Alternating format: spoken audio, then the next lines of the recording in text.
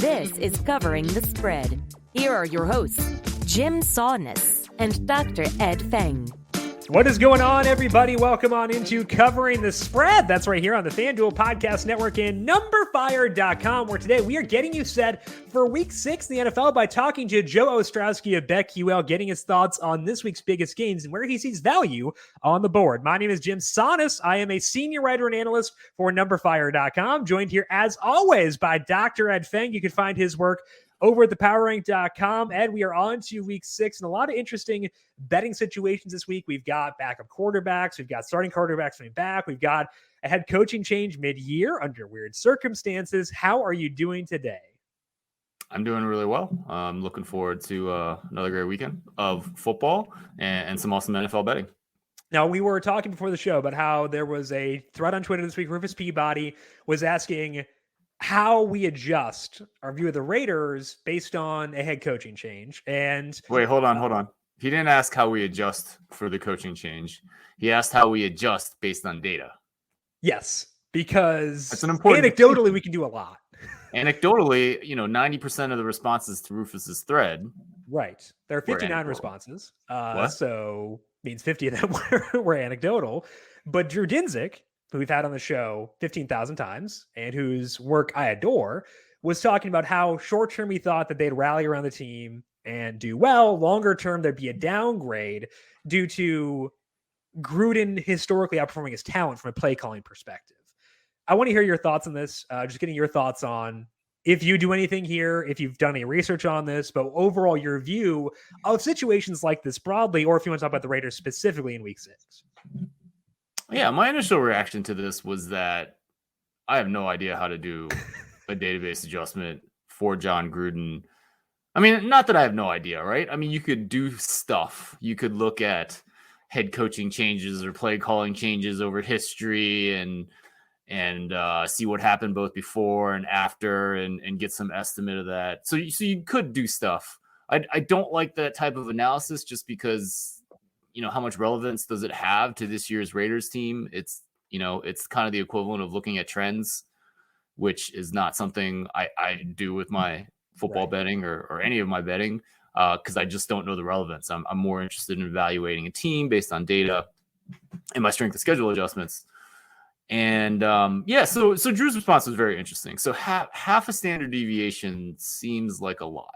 So when you look at the distribution in the NFL, so you look at my preseason rankings based on market numbers, the standard deviation of the teams is about 5 points.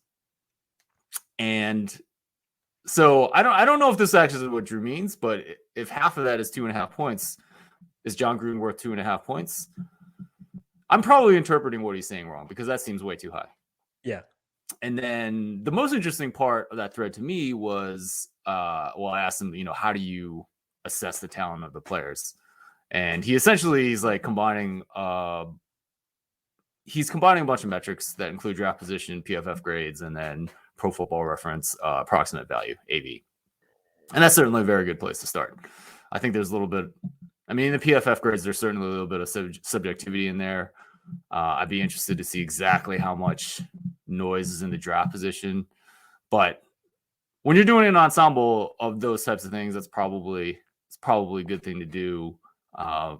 Clearly you would weight draft position more for a rookie than for a 10th year player.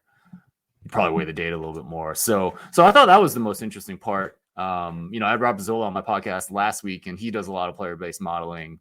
And, it was interesting that, I think he certainly looks at PFF grades and AV, but he's doing more of his modeling from stats that you can actually count. So, yards, targets, pressures, QB hits, things like that. So, I don't know. I think those are all very interesting. Actually, we should probably just get Drew on in here.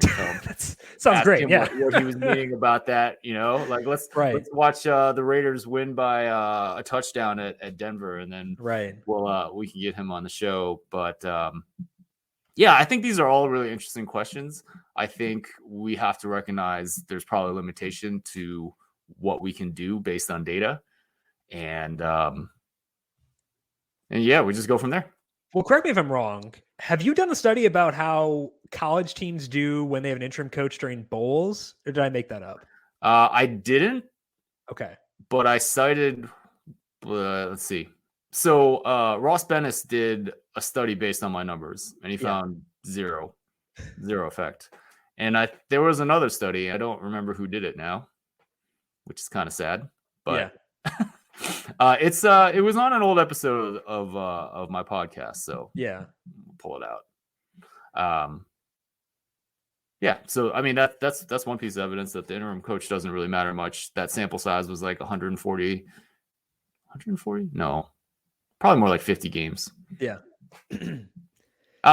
Let me check that and get back to you next week. I might be pulling that up. Yeah, no, I think it's really interesting because like that's one thing, but like the other thing too is it wouldn't even be an apples to oranges here or apples to apples comparison because there are so many other factors here. Like there is a lot of people who probably aren't feeling so hot in the Raiders right now in terms of like being disrespected by their head coach and stuff like that. So there are a lot of factors at play. These are human beings. You know, we don't know how they'll react to adverse situations. And it'll be interesting to see. I think that I'm on board with what you've said, where it's a stay away and I'm not going to bet it. But like, I do want to see what happens. I think it's a fascinating discussion. And I was glad that Drew and Rufus had that discussion on Twitter publicly so we could see what goes into it, the thinking behind it. And it's good to hear smart people talking about smart things. We're talking more about that with Joe Ostrowski in just a bit. You can find Joe on Twitter at Joe0670. He is on BetQL Daily. It's a show they've got every weekday from 9 to noon Eastern.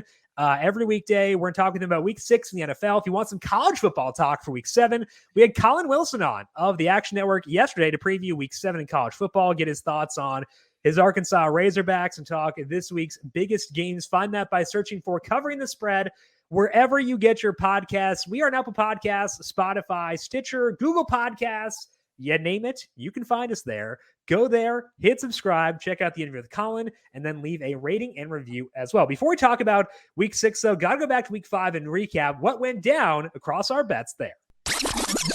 Covering the past. Last week here on the NFL side of things, we had FanDuel's director of trading, John Sheeran, on to talk through the games and talk about where FanDuel was willing to stick their necks out and be different from the market. And one of those games was the Packers -3 against the Bengals. This one finishes the Packers -2 at other books, and it wound up being a push at -3. Went to overtime thanks to 15,000 missed kicks. Packers won 25-22. Did you get to watch that? It was like entertaining, but also simultaneously infuriating to watch. Like missed field goals just are sloppy, and I don't like watching them. I did not get a chance to watch that game. I had to take my kid to a soccer game, and then I chose to watch the Detroit Lions blow another game to the Minnesota Vikings. So I did not get a chance to watch the end of that game. See, you got to watch the Lions advance the tanking and play things the way they should this year is what you're saying. No, I don't think they're tanking. They should be. They should. What? They should. Maybe they should, but the general consensus is that they're playing pretty hard, and I don't disagree with that.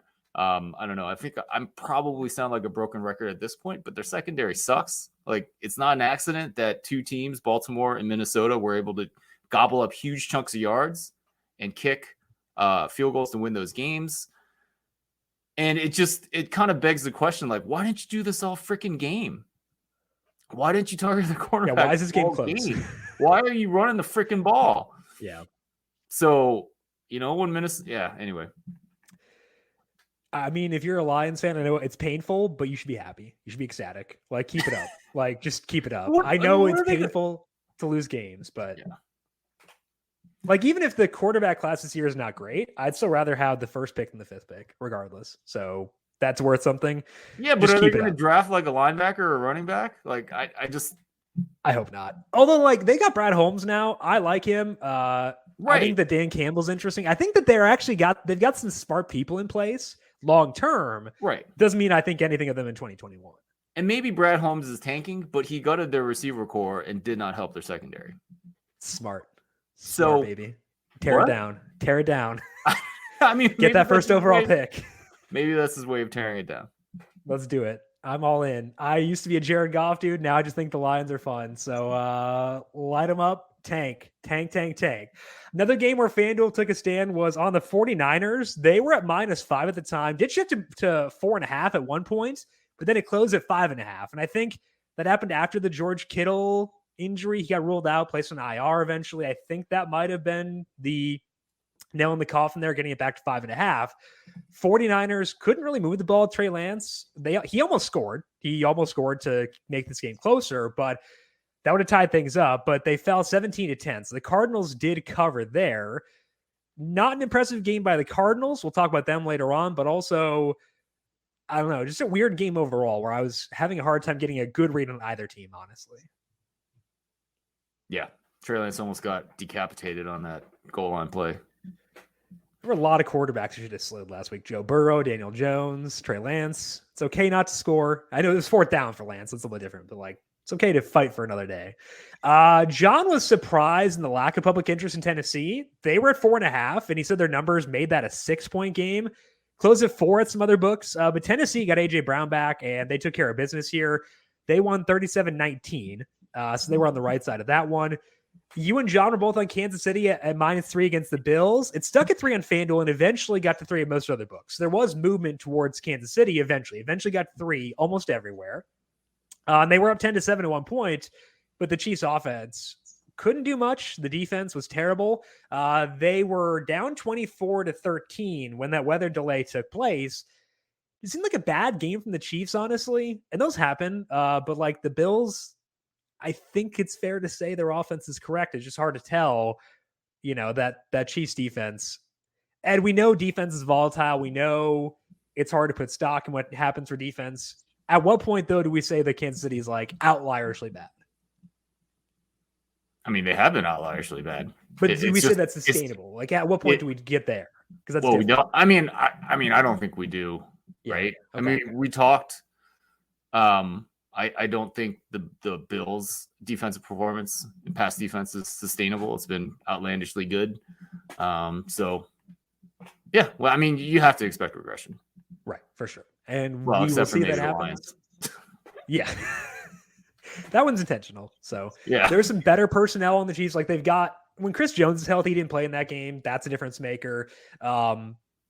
Frank Clark hasn't played a lot. I'm not sure if that matters, honestly, but Tyrann Mathieu's okay. We'll see if things change there. But for now, it ain't great. John and I both had thoughts on the Browns versus the Chargers. I had the Chargers money line at -120. He said their numbers couldn't make that game more than a pick. And the money line did move to -134. So got some movement there. And it was a crazy game. Did not feel great about my bet. The Chargers pulled it off and got the win in the cover. Brandon Staley, Ed, is my new hero for the way that he managed that game. I should not have won that money line bet, I don't think.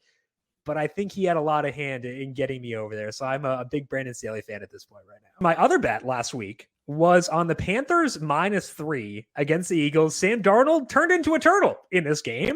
They were up by 5 pretty late in the fourth quarter. The Eagles scored to take the lead with 2:38 left, and they got the 2-point conversion to go up by 3. Panthers got the ball back. Plenty of time to drive down for at least a tie here. And they did pick up a huge first down in 3rd and 15. That put them at the 45-yard line before the 2-minute warnings. They were moving.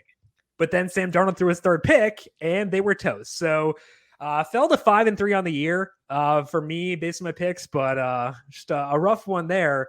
The worst part, Ed, is that I'm not going to name the app because I like this app a lot. I like this app. I lean on a lot, but I use an app to track my bets, and it gives me push notifications whenever there's action in the game. And this one, I lost, and the app malfunctioned and kept pushing the same notification that, hey, your bet lost.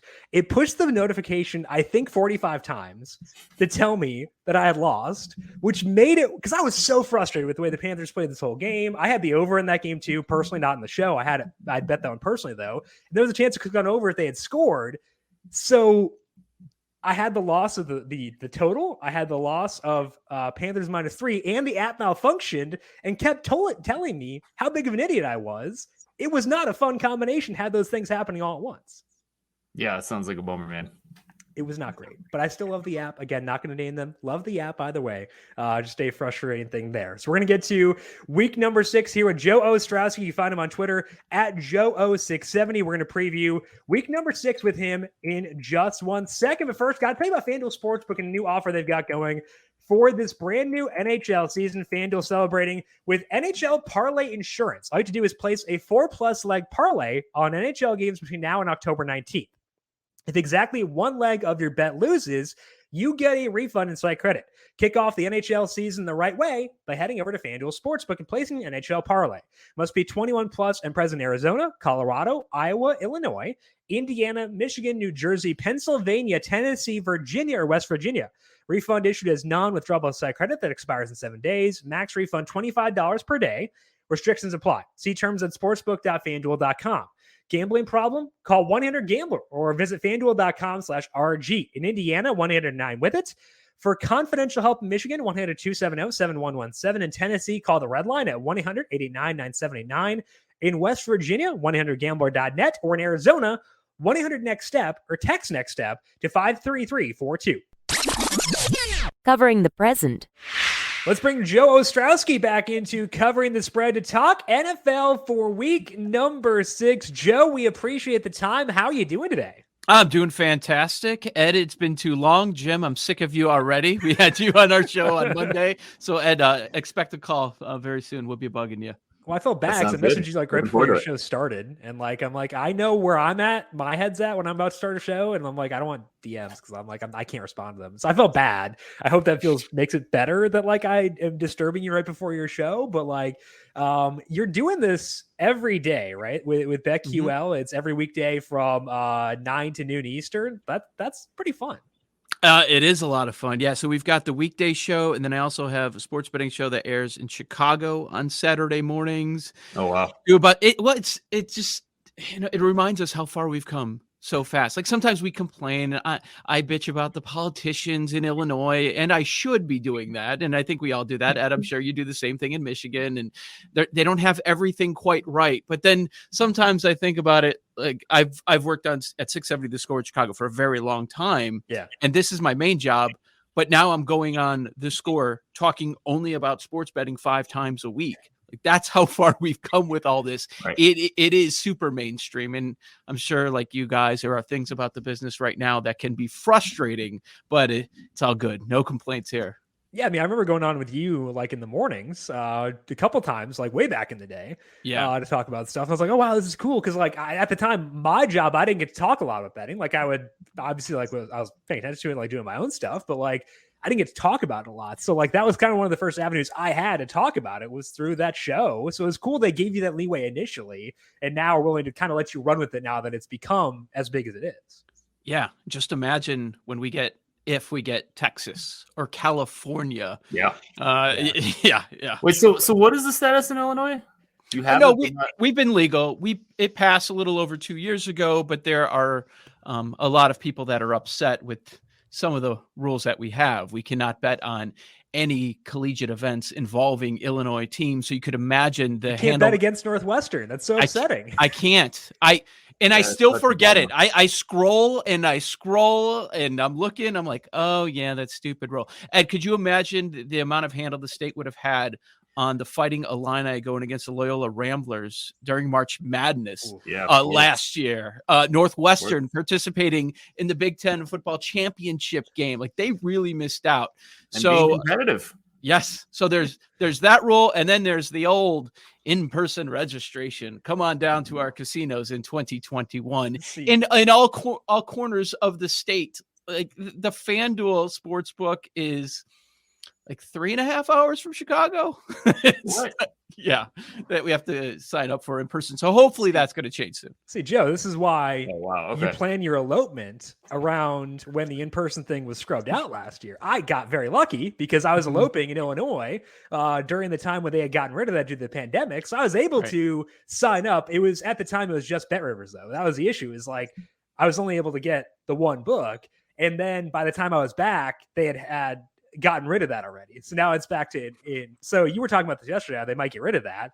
I'd be ecstatic. So I'm going to be back there in December, and I would love to be able to not have to go and have more than just access to one book. That's it. Like, we don't have a lot of advantages as bettors.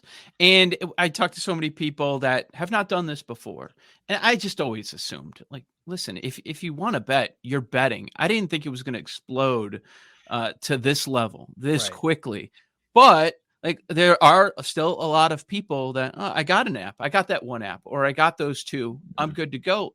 No, one of the few things that you can do that will help you long term is to line shop, especially if you're a futures player. I mean, they are all over the map. There's some monster tickets. I found.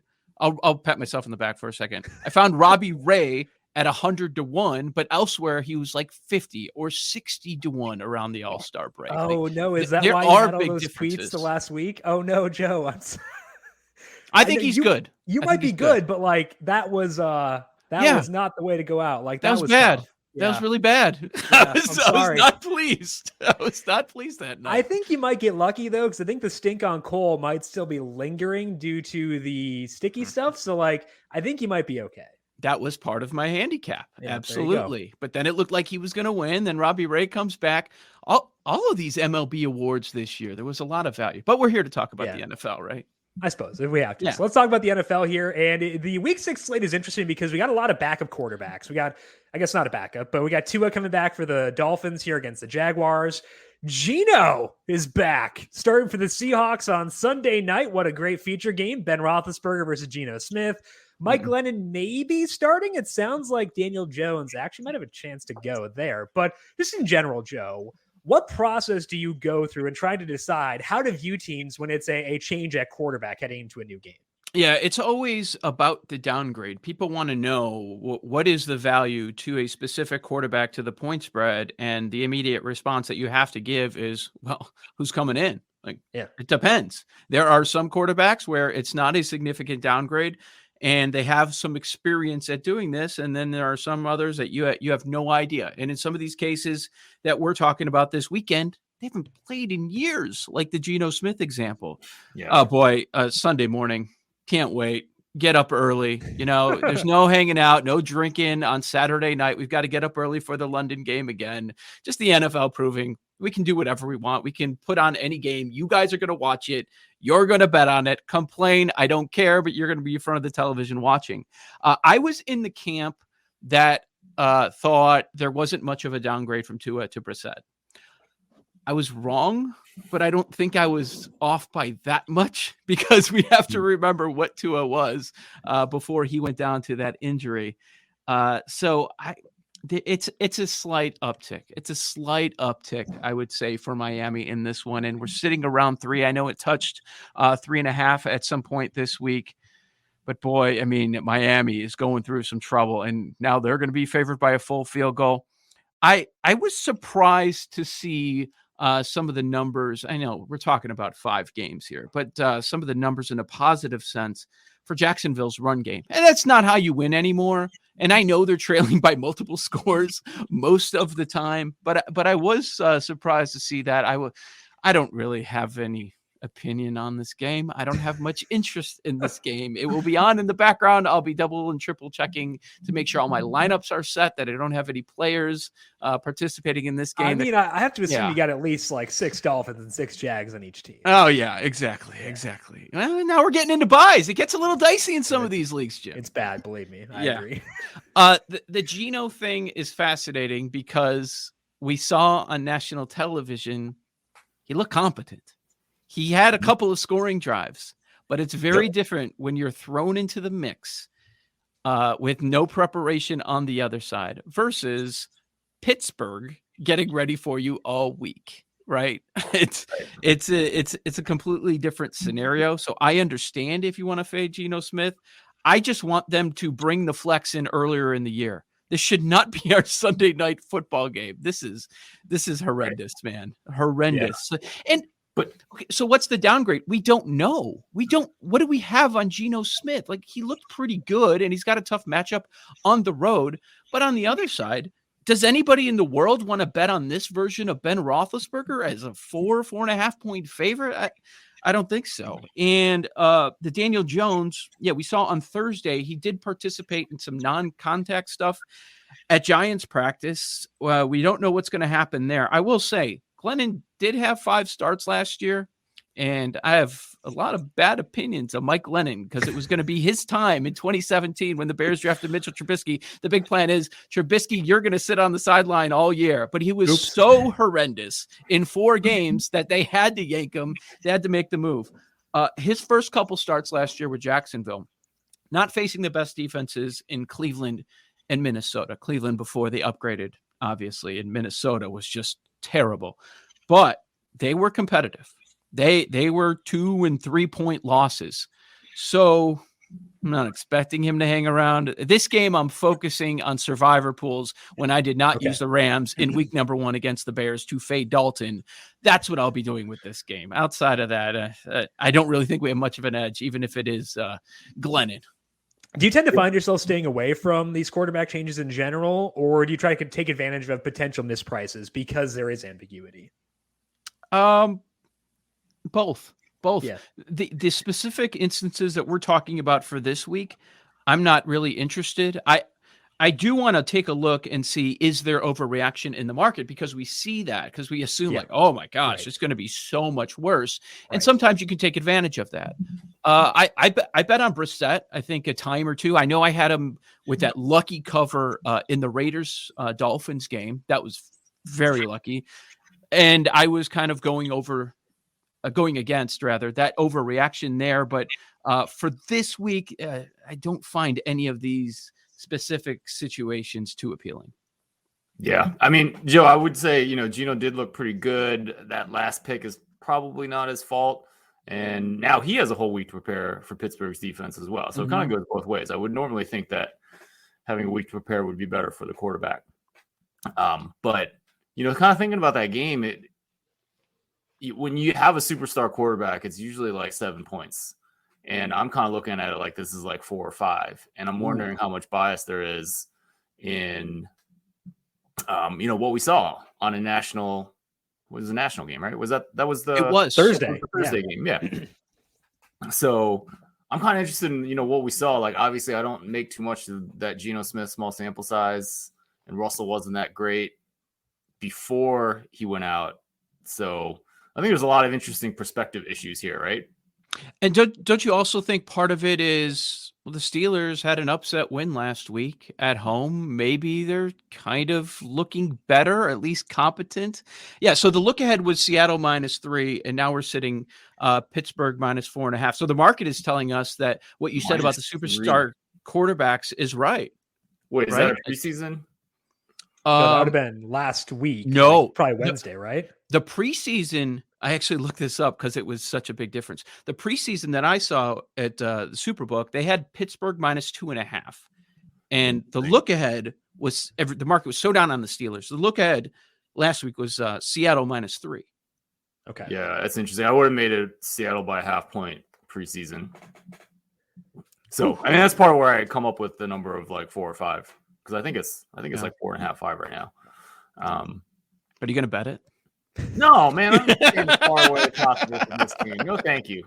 I'll have fun watching the game, probably with a bunch of drinks, because I don't think long run I really need to evaluate Geno Smith. So I don't know, man. Let's go Geno. I'm not going to bet it, but like I'll root for Geno against Ben Roethlisberger happily, as long as there is no money on the line for me. Now, Joe, let's talk about the futures market a bit here. We've seen adjustments in the futures market, the Super Bowl markets here, based on what's happened so far. But like we talk about, overreactions. I want to ask you about underreactions, teams where maybe they've gotten moved up, but maybe not enough based on what they've done the first 5 weeks. Maybe they have been adjusted down enough and stuff like that. So are there any teams that you think where we've seen not enough adjustments in the Super Bowl market based on what we've seen so far this year? There are 2 that stand out, but it's also understandable why you don't go too far. So when I look at Dallas and I see that they have the 4th best odds in the NFC over at FanDuel, I'm thinking, okay, that's not enough of an adjustment. However, it is really bunched up. So there is some context there. And the market seems to be so hot on the Chargers. And it is. It is. Even though they're an underdog this weekend, I mean, at Baltimore, that's a tough spot. They're the 5th favorite in the AFC. I just thought that they would be a little bit higher, But honestly, how far can you bump Kansas City down? They don't want to bump them down too far. We know they have the worst defense, but they have the greatest quarterback in the world. And in their first 5 weeks, they played for legitimate Super Bowl contenders. So I think it's the right thing. Like if we're doing power ratings right now, you've got to keep them up there, even though at some of the national websites, nobody has Kansas City in their top 5. They should be. And then everything's going to start to change this weekend when I expect them to take care of Washington. But it's understandable that the Chargers are 5th, because who are you knocking down below the Chargers? The Bills, KC we went over, Baltimore, the way Lamar's playing right now from the pocket. Cleveland is as much talent as anyone. Some Baker questions, but I don't know that you want to move Cleveland below the LA Chargers. So there are a couple that I look at. Dallas 4th in the NFC, Chargers 5th in the AFC. Can they continue to do this on 4th down? I don't know. Staley's pushing all the right buttons. So that's where I could see things changing over the next couple of weeks. Maybe those teams, if they continue to win, they're bumped up a little bit higher. I think with the Chargers, you wait till after this week. They get the Ravens on the road. That is, to me, a toss-up. It's a 50-50 game to me. So they could lose that game. They'd be 4-2 at that point. But they're scheduled from there on out, like preseason. So before the year, I had them favored in 10 of their final 11 games. And that's the stretch we're about to hit after this Ravens game.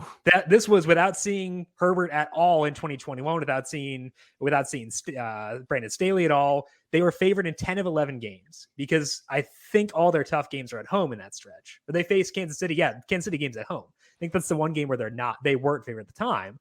So I feel like, to me, I wait till after this week and then see where the Chargers are at. If they win, I might miss the boat, but I think that I'm willing to take that risk just because the toughest part of their schedule is supposed to be these opening 6 weeks, but they're 4-1 right now. Yeah, man, they're co-favorites to win that division with the Chiefs. We're going into week 6 and they're co-favorites. Right. I think that is a fair way to look at it because they could beat the Ravens, in which case their odds are probably going to be, I don't know, they'll probably drop down to 14-1. But if they lose that game, they're not going to get shorter than 17-1. So I think that there are good odds I get a better number if I wait 1 week. And I think that for me, I'm okay taking that risk if they make it shorter on the chance I can get a better number after that as well. But doesn't it also depend? I know we'll preview some of these other games, but it also depends on what Cleveland does. If they take down an undefeated Arizona team, Cleveland is right above them in the AFC. And you're right, Baltimore there at number 3. I don't know that they would switch spots. I don't know, but you can't find a soul in the NFL world that's going to say a negative thing about the Chargers unless we talk about that rush defense. Yeah, that's rough. We'll talk about the Chargers here in just a bit. Let's dive into some games here for week number 6, starting off with Packers and Bears, because we got Joe O670 on. We got to talk about some Chicago teams, of course. Packers 4.5-point favorites here. Total is 44.5. And I'll talk to you, Joe, about Justin Fields, because he has done what the team has asked him since Bill Lazor took over calling plays, which is good. That's what you want out of your rookies, to do what he has asked. The problem is they haven't asked him to do a lot yet because they haven't had to. They were ahead of Detroit right away. 33 of his 37 attempts have come from ahead or tied with Lazor calling plays. They get the Packers this week. Do you think there's a shot that could change in the future where they do open things up, or should we expect this run-heavy approach to continue for Chicago? Well, you're going to have to. Next 2 weeks, you've got Rodgers and Brady. Okay. So you're going to have to open it up a little bit. And you're right. And these 2 wins that you're talking about, they just happen to be the 2 games where Matt Nagy is not calling the plays. Weird. He had to fire himself again in the second consecutive year as the play caller, even though he's got his sheet, he's ready to go. He's all excited about it. I can't wait till later in the year when his ego cannot handle it and he rehires himself. He promotes himself like he did in the offseason. One loss. That's all it takes. That's all it's going to take. It's going to be, and I'm not here saying that Bill Lazor is the greatest play caller of all time.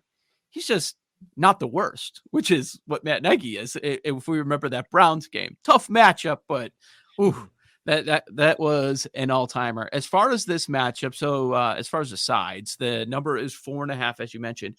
A lot of people in Chicago, they look at that and they're like, oh, that's short. That's short because have these awful memories of Aaron Rodgers torching them at Soldier Field. I think 20-5 in the regular season record there. And just we've seen it time and time again. The surprising part from the Bears is nobody expected new defensive coordinator Sean Desai to have a top 5 defense after the first 5 weeks. And you can make the case that they are that. DVOA, they're number 5, pass DVOA, they're number 4. And fans were up in arms about cutting loose Kyle Fuller because the general manager couldn't handle the cap. That hasn't been a problem because Jalen Johnson has been so good. Okay, here's Devontae. Good luck, because every Packers game, the opposition knows you're going to Devontae Adams, and nobody can do anything about it. So that's going to be fascinating to see what he does. You can run on this Packers team like the Raiders last week. You could run on the Raiders. They did a great job with their backups. They did not miss Montgomery. We'll see if they can repeat that again. Khalil Herbert looked really good. I'm curious if he gets more touches, actually, than Damian Williams, who they liked coming into the season. So that's going to be fascinating. For the Packers defense, rush DVOA, they're 29th. Rush success rate, they're also 29th. And when you run the ball, you're keeping Aaron Rodgers on that sideline. So you know that's going to be the game plan. I'm not sure if they're going to cut it loose with Fields quite yet. I expect them to repeat what they had last week. Watch the injury report. We were talking off air about it. It seems like a lot of these veterans are just getting time early in the week. That may be the case with Khalil Mack, Hicks, who did not play last week, Allen Robinson. So that's key. But I will say that I think this is a good time to catch Green Bay. I mean, last week they walked away with a victory, but I mean, Crosby couldn't make a kick to save his life. Is that going to carry over in any way? No idea. But you're catching them without their 2 best defensive players, in Jair Alexander and Zadarius Smith. Now, it looks like their offensive line is getting healthier because they were missing 3 starters last week, and I know 2 of them were back at practice. Of course, Bakhtiari, the big loss there. But, after they have almost 500 total yards and put up 22 points only in regulation, they're not humming like they were last season. So I think this is a pretty good spot for the Bears to cover. I'm not saying money line, but I can see this being a field goal game. Long term, what are your prospects for the Bears? Do you think they can keep up this defense? Fields is a rookie heading in the second half of the year. No, the schedule's brutal. It is rough. But hey, if this keeps up with Rodgers and Brady, as I mentioned, over the next couple of weeks, then I'll start to consider that. But top 5, I was hoping for top 10, top 12, top half of the league, and you'd be pretty happy. Sure. It's the coaching staff and the general manager may be concerned about the season's record, and that's what coaches do. But as far as the fan base, not so much. It is amazing that in this game, the winner is going to be in first place in the NFC North. Wow. And if the Bears pulled off a 5.5-point upset last week on the road. Now, different situation with the Raiders. If they do that again, right now, you can find them at plus 750 to win the division. If you're not liking what you're seeing out of Green Bay, they're still the 3rd favorite. I'm not expecting that to happen, but that would be something that could shake things up in the NFL. Yeah. 3rd favorite behind the Lions, I assume, right? Yeah, totally. Interest in the Lions there. Yes, the Lions are back. They're fighting. Their coach is crying. People want covering machine, baby. Covering machine. Good Worst teams secondary win. in the Great NFL. teams cover. It's by far. Joe, let's move on to Chargers at Ravens. I think this is a pretty marquee game that I'm really looking forward to. Ravens were 3.5 to open up, and now it's down to 3 with a total of 51.5. Are you buying these teams, or where do you stand on this game? Love this matchup. Can't wait to watch the game. I mean, the Chargers last week, 23 minutes, they scored 47 points and 500 yards. It's just amazing. Everything they're doing is working out, and I don't know that they can keep up with it. And on the Ravens side, the steps that Lamar has taken, the criticism has always been, okay, great, he's a running quarterback. You have all your running backs injured this year, so he's just going to run. Well, look at the last 2 weeks, what he's done. He's playing from the pocket. I mean, he set all sorts of different records on Monday night against the Colts. And you go back to that Denver game, he beat the Broncos from the pocket. And that was the one big criticism, even after getting the MVP, that everybody had of him. the high level talent that you see on the Chargers between Herbert, who's number one in EPA, or Bosa defensively. That's why I was on the Browns. Ended up being a loser last week. Just that mismatch of the Cleveland offensive line and their run game going up against the Chargers. They still can't stop the run. Doesn't matter. 4-1 on the season. 4-1 ATS. I can't wait to watch this game. But as far as the play, I don't think there's a big advantage. I'd like to say Baltimore, but I don't think I'm going to be able to pull the trigger on that one. Yeah, I think it's an interesting game just because, like you said, like in theory, you thought the Ravens lean on the backs here, but like they're bad. Their running backs are really bad. And I think that makes it tough for them to take advantage of the Chargers defense because they will not let you beat them deep. Lamar is feasting the deep ball this year. Even his numbers are good, and that's not accounting for the fact that Marquise Brown had 3 drops in that one game. The numbers are good even without accounting for that. So like that's where he's winning right now, but that's where the Chargers also tend to win. And I feel like just from like a football fan perspective, that matchup of Marquise Brown / Lamar Jackson deep versus a team that refuses to get beat deep is going to be fascinating to see if Lamar can figure that out, because if he can, then like they win. I'm just not sure who I favor there, because it's a tough call to make. So if we talk about futures, earlier we mentioned how they're still just on the AFC side at FanDuel, they're viewed as the 5th best team right now, at least according to the odds. What are they missing? It's just the run defense, right? And I don't think they care. They don't. Like if you're going to miss one thing, won't that be it? Right. And they're not going to adjust. Their defense, the way it's tailored, is going to naturally be bad against the rush unless you have amazing linebackers. They just had a linebacker go down a couple weeks ago due to injury. So they're not going to get better there. That's going to be a consistent thing. But like you think about the AFC contenders, Cleveland's a good run team. Kansas City's not. Buffalo, they can run the ball, but it's not their strength. Baltimore can't run the ball outside of Lamar. Like, I don't know how much of a red flag that is as a weakness against this specific set of AFC contenders. I can't wait to watch this game. I can't wait. I don't have a play on it. Maybe I'll do something live, but I just can't wait to watch it. Yeah, I think the Ravens defense is Anthony Averett, who got targeted 723 times against Carson Wentz and looked like he had a man let a man open last week. But I think in general, like, you know, I mean, the Ravens had a lot of continuity in that secondary. I think they are good. And, you know, if Lamar can continue this rate of passing, like, yeah, they have to be in the conversation. Sky's the limit. Let's move now to the Cardinals at the Browns. Browns 3-point favorites here. Total is 49. And Joe, this game gives me the heebie-jeebies because Rodney Hudson is out. Kyler's banged up. There is a lot of wind in this game. So on paper, it's a great matchup. I don't know how to view it, though, because of all those factors. So how are you viewing this game between the Browns and the Cardinals? Yeah, and Hopkins didn't practice early in the week. They were saying it's an illness, so it sounds like he'll be all right. You know, he was feeding Max Williams, too, and he goes on injured reserve. It feels like things are piling up. So you understand why Cleveland is now favored by a field goal. I think we saw that action on the line. It was 2.5 earlier in the week, and then it bounced to 3 by putting Kyler on their injury report on Wednesday. So we know that he's dealing with something there.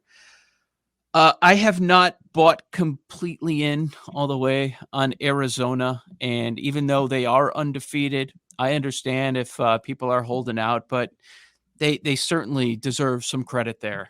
I love this Cleveland roster. Love it. And of course, the only question that everybody's talking about is Baker Mayfield.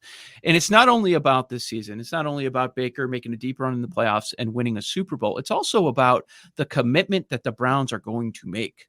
They have to make a decision at the end of this year. What are you going to do? Is Baker your guy moving forward? And they've just kind of avoided that so far. I don't think they're going to be able to avoid it much longer. Earlier in the week, as far as the injury report on the Cleveland side, it's tough because are they just giving rest to Chubb and Hunt and Garrett? So that's a question there. But to see Jedrick Wills back at practice on the offensive line, that's big. Looks like Greedy Williams is good. He's rated number 2 PFF and pass coverage. He's been terrific. Myles Garrett right now, he's the favorite to be the defensive player of the year. I like Cleveland. I do wonder, we were talking about the Chiefs' start to the schedule, how challenging it's been. It's also been that way for Cleveland. Just look at their 2 losses, who they are against. But yeah, I'm backing Cleveland in this one. And we talked earlier about the Browns against the Chargers, how that was a mismatch with the run game. And I hate to sit here in 2021 and talk so much about the run game, but Cleveland is so damn good at it with their 2 guys. But the explosive runs, I mean, Arizona gives up way more than anybody else. So expecting a big game from Chubb and Hunt. Yeah, I think the Chubb and the Hunt missing practice, I think that's, like you said, that's rest. Garrett too. Jadeveon Clowney is the one I'd keep an eye on because he did miss last week, didn't practice again Wednesday. That one is kind of a little bit scary to me. But I think the concerns because I initially wanted to go Arizona here, but I've been scared off. I'm not going to touch it unless something changes. I need to see Kyler whipping it in practice, which I will not see to get on them. And so I know it's a stay away from me. But it's unfortunate. I was really excited about this game, and just the factors have combined to make it a stay away. Where else seeing value this week, Joe? Anything else popping out to you in terms of sides or totals? Yeah, the big debate in the sports betting community this week is, what's the value of John Gruden? Do we know? Do we know everything going on this week?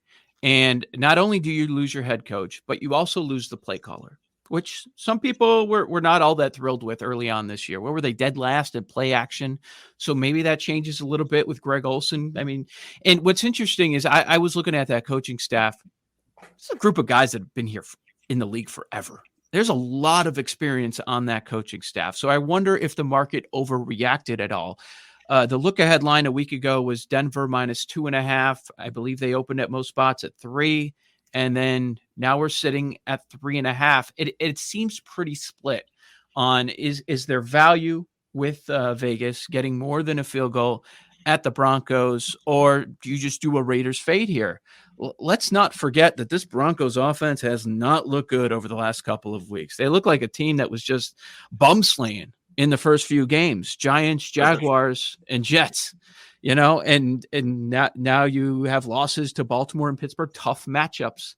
But now we're back to the question, what are you going to do offensively? We know you have a strong defense, but can you be middle of the pack with Teddy Bridgewater? I don't know. I think that's a fair question. Not saying the Raiders overall have a great defense, but they do have some pretty talented players. A guy like Max Crosby, who's putting pressure on opposing quarterbacks as much as anyone. So, Casey Hayward is having a great year, number 1 in pass coverage, according to PFF. So I do think there's some value there on the Raiders at 3.5. A little bit there. And a quick look at Monday. It's just funny to me with the Bills. It's no matter what test they pass with flying colors, I feel like we're going to find a way to throw another question at them. Okay, so the schedule toughened up. You went against the best quarterback in the world after going against some brutal guys, some bottom 5 guys. That was cool and all, but, well, how about this? How are you going to bounce back after that? Okay, now you're going against the Titans. What are you going to do against them? We were talking about this on the show earlier. It feels like the Bills, if they had the same resume and they had the star on their helmet, that this thing would be higher than 5.5. Yeah, with Tennessee's defense, yeah. Right? Exactly. Yeah, I don't know how. It's a repeat of what we saw last week. Given what's the difference between the Chiefs defense and the Titans defense? Is there one? I don't know. I can't name one. But except the Chiefs defense has been terrible, and I don't think the Titans defense has been terrible when I look at some of my success rate numbers, which is a little bit of a surprise. They are against the pass. They're not bad. They're not bad success rate against the pass, right? Yeah, they're 23rd. That's all that matters. Number fire stuff. They're not an outlier. So, that's definitely there. Going back to the Bills defense can't keep this up, right? No, I they wouldn't can't. think so. Yeah, no. But is Allen going to get better? He could, yeah, and carry them. I could cancel out any regression on the defensive side. Yeah. I want to go back to Teddy quick. You said, Sure. Can Teddy be league average? It's a different question when it's Teddy minus KJ Hamler and Jerry Jeudy, because Teddy with those guys can be league average. When you take them out, their guards came back last week because their guards, the guard plays better. But when you give me Teddy in a situation where it's Cortland Sutton, Tim Patrick, and some dudes, that's a tougher situation for me. And Albert O is out too. So I think that's enough of a downgrade where I like my numbers, no adjustments for Gruden, like the Raiders as well. And just, I think that's the proper way to view it here, is to be skeptical of that team after the hot start. What are you guys doing with the Gruden stuff? And I don't even want to call it distractions because it's much more than that. But the players are dealing with a lot this week. I was trying to read. So Drew Dinsick was talking about it with Rufus Peabody on Twitter, and I was trying to read through their thread because I trust them. I saw it. Yeah, and I wanted to read through that because I don't know. But like the definitives weren't there either. So like if they don't know and they're smarter than me, what am I supposed to do? I mean, I have this game. I have this game as Denver 3.3 points. So okay, I will take a pass at trying to judge Gruden and his impact on the game. I think this is a no-go for me, but something I'll be interested in. I think the Bridgewater, I mean, we also have to mention Teddy had a concussion, 2 weeks ago? Right. With dealing with last that week. Yeah. Dealing with that in the week up to the Pittsburgh game.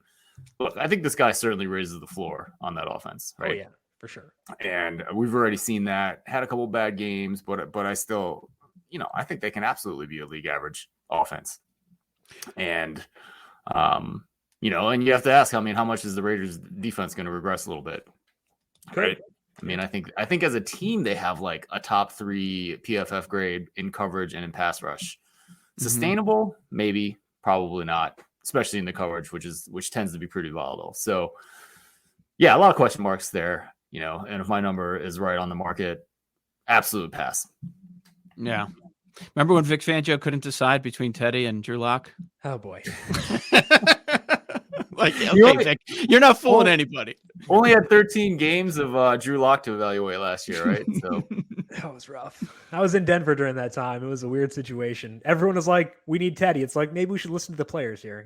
That's sometimes it's okay to listen to them and put value in what they're saying. I put value in what Joe Ostrowski says. You can find him on Twitter at Joe067. Check him out on BetQL Daily from 9 to noon Eastern each weekday. Joe, we appreciate the time. Good luck to you in week 6, and hopefully we'll talk to you again soon.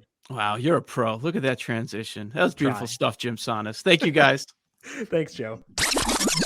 Covering the future.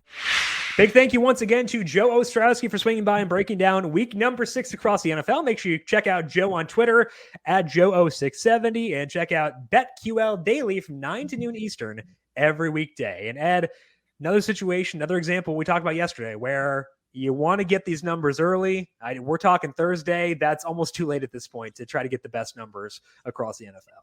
Yeah, we really shouldn't be saying that on a show that's being recorded on a Thursday, but it's the truth. These markets are moving faster. Yeah, we talked about this yesterday, but personal example for me this week, I really did like Cleveland minus 2.5 against Arizona. Looking at the injury report, and 2/3 of both secondaries are on the injury report questionable, and my numbers also like the over in this game. So I was like, you know what? I'll wait on the side, even though I know it was going to move to 3.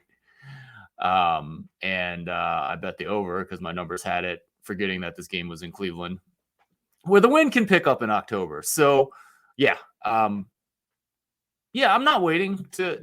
Not waiting for injury news anymore. Like, things are going to break your way. Things are not going to break your way, but the markets are going to move, and they're going to move fast. This one's not getting back to 2.5 ever. So I missed the opportunity to bet that there. I still do like Cleveland. My numbers have it by like 3.5-ish. And I think it's interesting in terms of, you're thinking about when you want to take some Chargers futures as well. Right. I definitely understand the logic of if they lose, you might get a better price, but they also might not. Correct.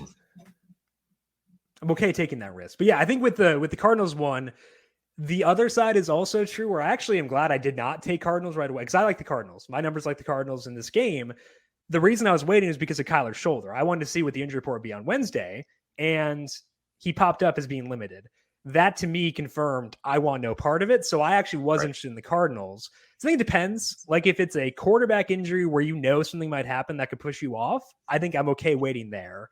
But for the most part, like the Vikings opened plus 1.5 against Carolina. They were minus 1.5 by Tuesday afternoon.